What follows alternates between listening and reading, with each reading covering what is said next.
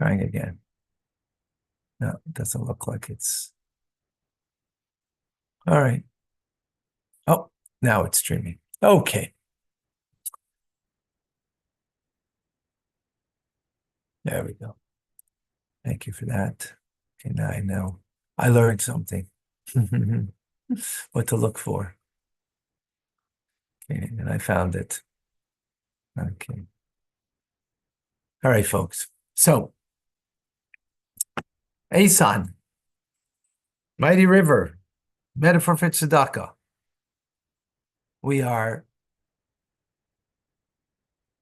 Asan is chachma, powerful, right? Powerful point, always making the point. I hope you get the point.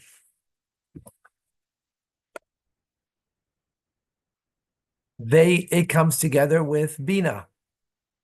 They're like two inseparable comrades, Chachma and Bina. Because if you have the point of an idea and you don't develop it, what's the point? You lost the point. You don't get the point. The only reason you get the point is because you're able to develop it into Bina, into understanding, full, creating an edifice of an idea. Otherwise, it's just a flash, right? A flash in your mind. Now, the word Eitan is spelled in future tense, which means I'm destined to reveal myself in the time to come. What does this mean? It means, in the times to come, means Mashiach, the infinite light of the Ein Sof, by way of Chachma, because Chachma is the first of the 10 divine attributes. It is the container, the recipient of the infinite light of God. Will, in the time to come, that mighty river will be flowing from the mind that it grasps and is connecting and or that is revealing in the innermost point of the heart, calling forth the mighty river. In other words, might is chachma, river is bina, the flowing, the gushing, when you have like ideas gushing through your head, that's bina, right? So that mighty river is now being brought into your heart, which then brings you to such a nullification before the divine unity in the depths of your heart. But that can only happen when you first circumcise the external part of your heart, because the external part of your heart is full of desires and lusts. And as long as they're there, this mighty river can't penetrate. This mighty Chachma and Bina, the two comrades that come together in a force to bring something gushing into the innermost of your heart, can't get there if the outer layer of the heart is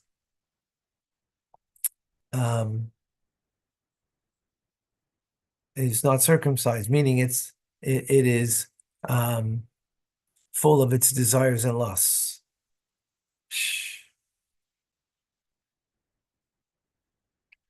So this will be revealed to all of us in times of Mashiach.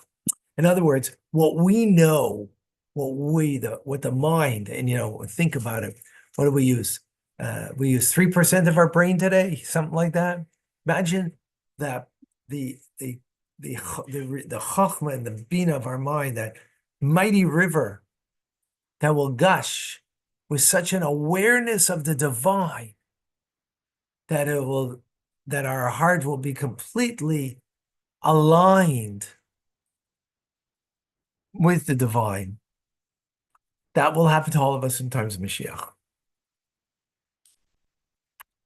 But at present, we're in exile. How do you bring this into your heart? How do you bring this into the innermost point of your heart?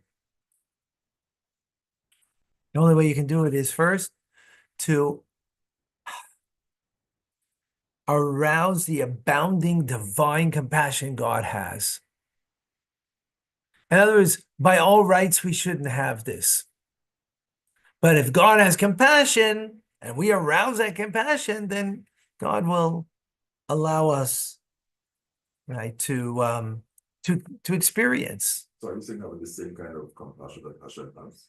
No, asking God for compassion that we can have that the mighty river, right, that which we have an awareness of, that it should touch our innermost core of our heart, and that we should be completely aligned with the divine.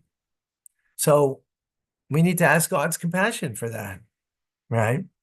In order that we can attain that state of Eitan in the innermost core of our heart, to be nullified, to be completely aligned with the divine unity that will bring to such a passion, such an experience of the soul wanting to expire. It's so powerful.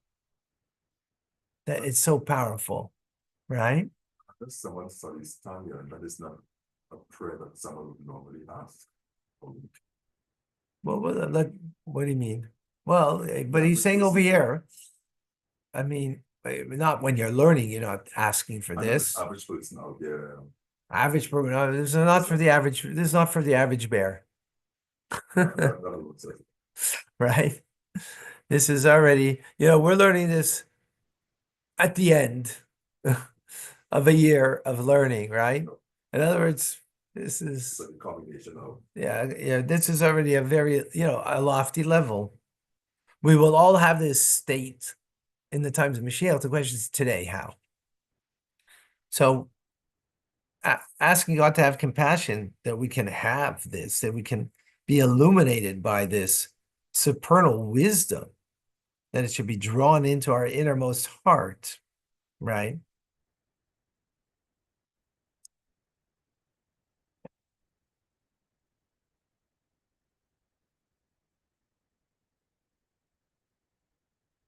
And being that we're in exile, and exile doesn't mean a geographic thing, but exile ourselves, we're in exile because of the state of our affairs in our world and our heart, right? So how can we get this is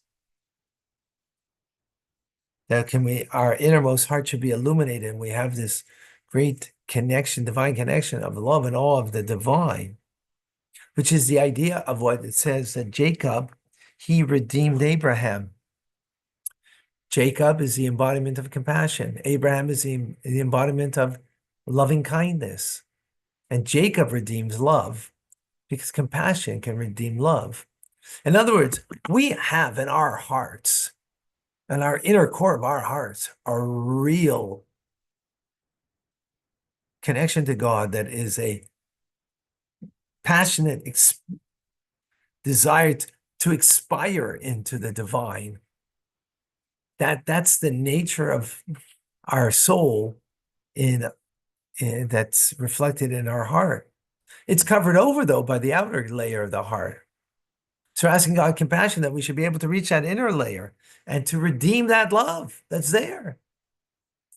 Just as Jacob, the embodiment of compassion, redeems Abraham, the embodiment of love.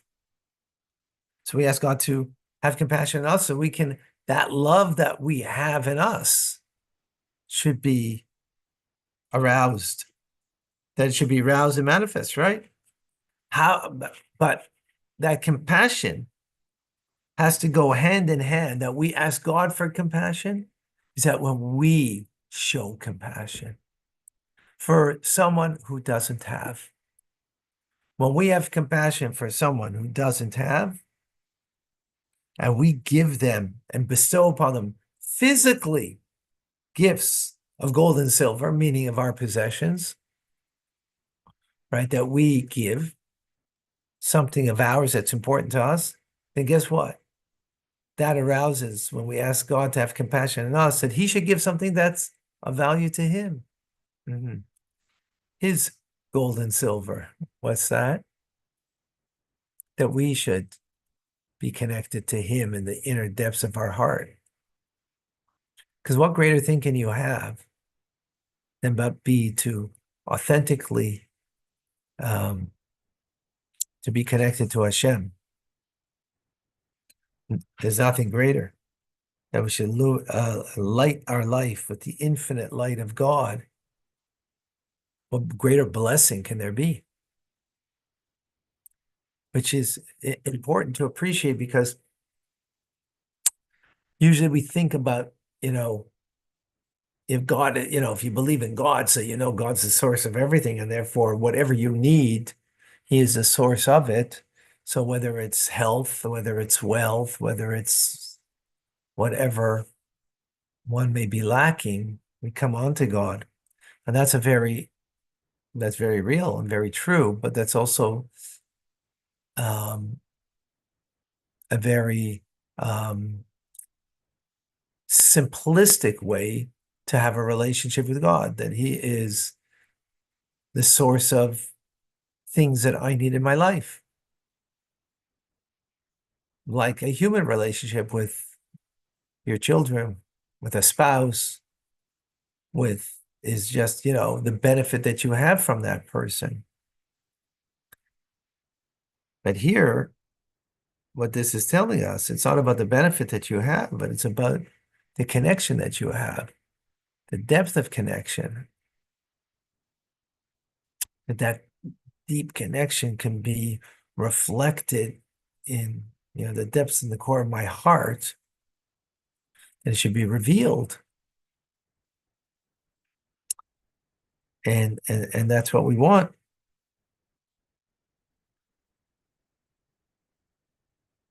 I think we should ask ourselves a question. People in our lives, why do we want a relationship with them?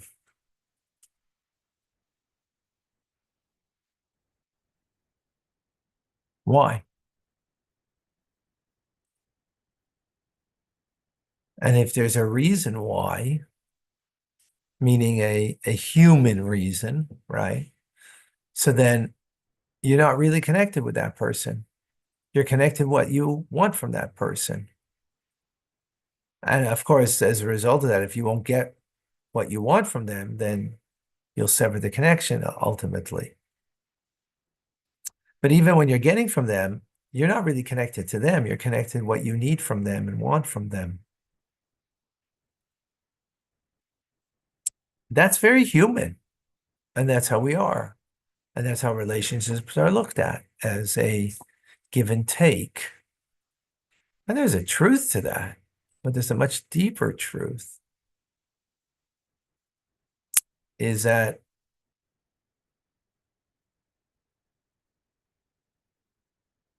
your relationship to your spouse is not because of what they provide for you, but your relationship with your spouse is because it's your spouse. Your relationship with your children is not because they provide for you, right? Not for what they provide for you. It's because it's your children, period. And so on and so forth. That's what this is. That's hard because the outer layer of the heart, it wants, right, that's the animal soul has control. It wants what's good for me, right? What's pleasing for me, what's pleasurable for me, what's comfortable for me, right? That's why we have to get rid of that part so we can touch a deeper part in us. It's an Aveda. Do we create vessels when we give through compassion, or do we really only cause light to issue forth? Light and vessels we create. Good question. Because a light without a vessel is not contained, right?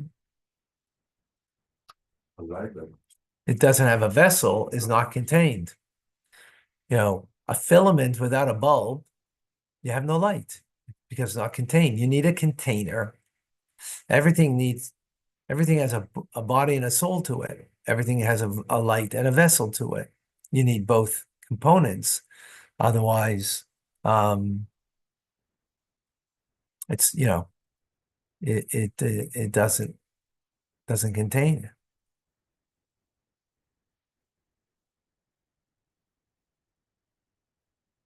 Yeah, I think that was the only question I see.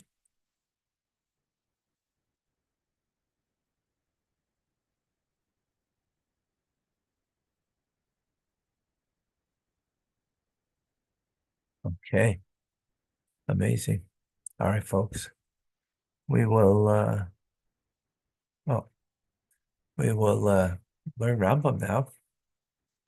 I mentioned earlier, mention again, Yutis Kislev this Friday, the day that we start the new cycle, the day that the Alter Rebbe was released from prison. We celebrate it. I'll be writing it into the Rebbe to all those who take upon themselves to learn Tanya daily. It doesn't have to be here. Of course, I love it when you guys are here. But sometimes you can't be here for whatever reason. Doesn't matter. Sometimes you just can't. So either you can watch the class afterwards, or you can read it in the book yourself, the daily teachings, or listen, even if you're listening to someone else, whatever it is, whatever it takes. So I got some names that of people that are ready to take upon themselves. And also at the same time, not just to take upon yourself, but to try to influence at least one other person to study. Again, the study doesn't have to be here at all, but as long as the study of Tanya. It's a time to starting a new cycle to try to inspire new people to come and join us. So private message me. Um,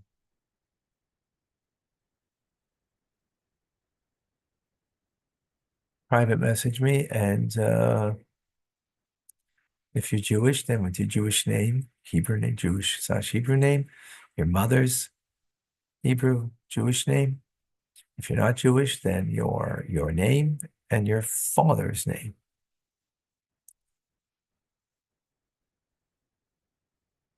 And write in for a blessing. I'm Rabbi Ronnie Fine, coming to you from Chabad Zich in Kadesh, Montreal, Canada. It's a privilege and a pleasure to share with you the time